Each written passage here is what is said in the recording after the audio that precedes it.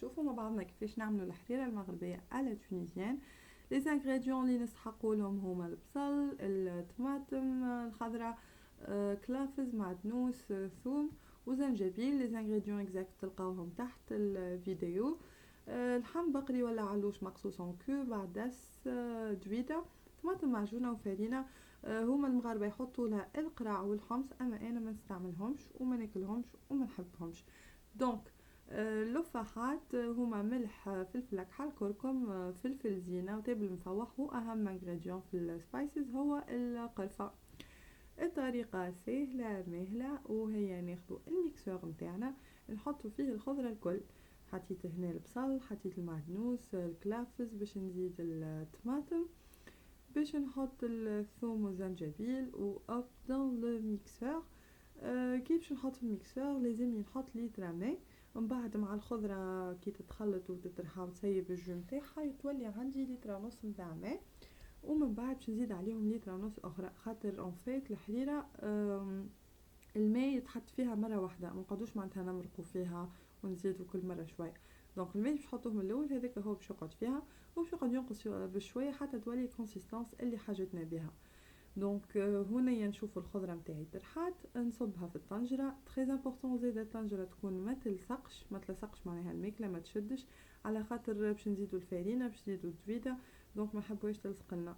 وهنا كملت شللت انا كتر في الخضره اللي قعدت في الميكسور بليتر ونص ماء واحده اخرى. دوكو جي في ان توتال دو 3 لتر، وهذاك هو اللي حاجتي بيه. هوني نحط في اللفاحات دونك ملح، فلفل اكحل اللي سميتهم ديجا قبيله، شنو هذا، تبل مفوح، الكركم، الفلفل زينة باش نحط شوية بركة على خاطر رمضان، واحد ماذا بيه معناه ما ياكلش حاجة حارة في رمضان، ما كان نتوما تاكلوا الحار ايبا بيان سور زيدوا الكونتيتي حسب الجو نتاعكم. والقرفة سي ان انغريديون برينسيبال، معناتها حتى كي ما تاكلوهاش راهي ما تطعمش برشا. دونك نحطها على الغاز قوي، دوب ما تبدا تغلي نحط لها العدس ونحط لها اللحم ونخليها تطيب ساعة كاملة.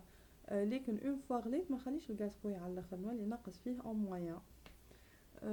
فوالا الوحده تغلي على روحها الحريره. تويكا باش ناخذ مغرفتين كبار فرينه معاهم مغرفه طماطم معجونه في نص كيس ماء بارد، نحلهم بالكدا نخلطهم مع بعضهم.